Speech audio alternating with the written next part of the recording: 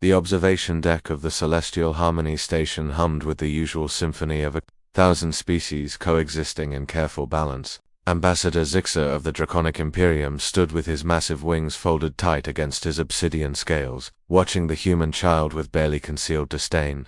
"This is your solution," he rumbled, his voice like grinding boulders. A hatchling, Captain Elena Martinez crossed her arms, unfazed by the dragon's intimidating presence. "Sarah is 7 years old, Ambassador, and yes, she's exactly what your son needs." The issue had begun 3 cycles ago when the Draconic delegation arrived with young Ember, the ambassador's son. The baby dragon, though baby meant roughly the size of a small shuttle, had been born with damaged vocal cords. In Draconic society, where ancient songs held power and spoken oaths were binding magic, a dragon who couldn't speak was considered ... broken.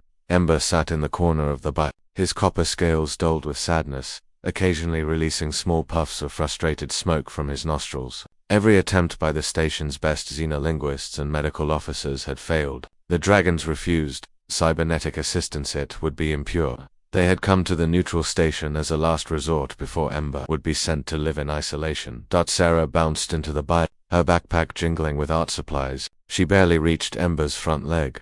"Hi," she said brightly, plopping down beside the massive creature. "I'm Sarah. Captain Martinez says you're sad. Want to draw with me?" Ember's golden eyes widened. He let out a soft, broken chirp, the only sound he could make. "Cool sound." Sarah pulled out her sketchpad and colored pencils. "I can't roar like you, but that's okay. We're all different."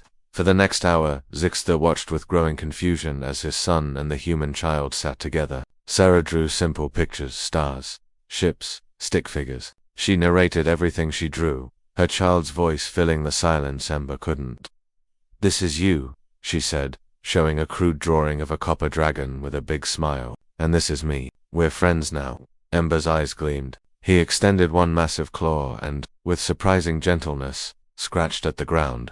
The movement was clumsy, uncertain. "You want to try?" Sarah asked. The dragon noted a gesture he'd learned from watching humans. Sarah pulled out a massive roll of paper and scattered thick markers across it. "Okay, so you just make what you see in your head appear on the paper." What happened next would be discussed in xenoanthropology courses for generations.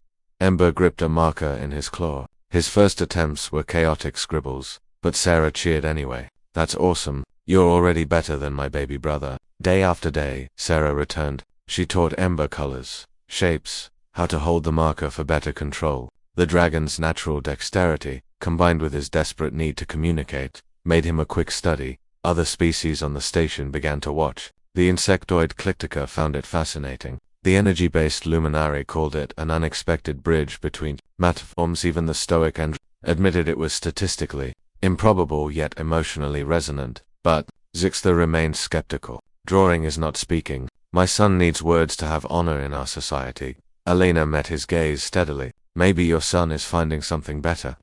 On the 14th day, Ember created his first recognizable picture. It showed 2 figures, one small and pink, one large and copper, sitting together. Above them, he'd drawn a yellow circle. "The sun," Sarah squealed. "You drew us under the sun." Ember's whole body trembled with joy. He chirped, but this time, there was a pattern to it, a rhythm. He was trying to tell her something. Sarah watched him carefully. "You want to show me something else?" The dragon nodded eagerly. He took a fresh sheet and began to draw with intense concentration. The station's observers crowded closer to the observation windows. What emerged was remarkable. Not for its artistic merit, it was still childish, clumsy, but for its intent. Ember drew a dragon's head. Then, with painstaking care, he drew symbols around it. Human letters. Learned from watching Sarah write her name over and over. The first letter was rough.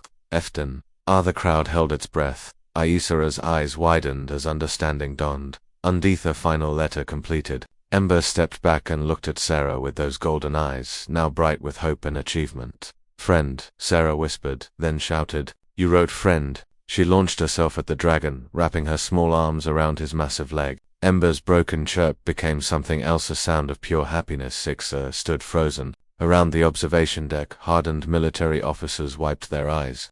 The Luminari pulsed with colors indicating deep emotion. Even the Andromedan's logic matrices showed unusual fluctuations. The ambassador slowly descended to the biodome floor. He approached his son, really seeing him for the first time in cycles. "You found your voice." Zixter said softly, his own voice cracking. Not the one I expected, but a voice nonetheless. Ember drew again. Faster now. This time, 2 words. Thank you. Alina placed a hand on Sarah's shoulder. Kid, do you understand what you've done? Sarah shrugged. I just shared my crayons. You did more than that, Alina said. You showed an entire species that communication isn't just about sound, it's about connection.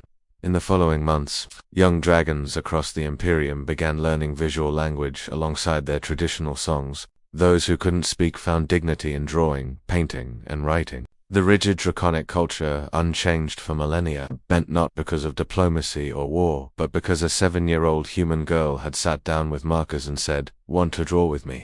Ember never gained his voice, but in the years to come, his artwork would hang in galleries across a dozen worlds, each piece signed with the word he learned first, the word that changed everything, friend. End in every signature.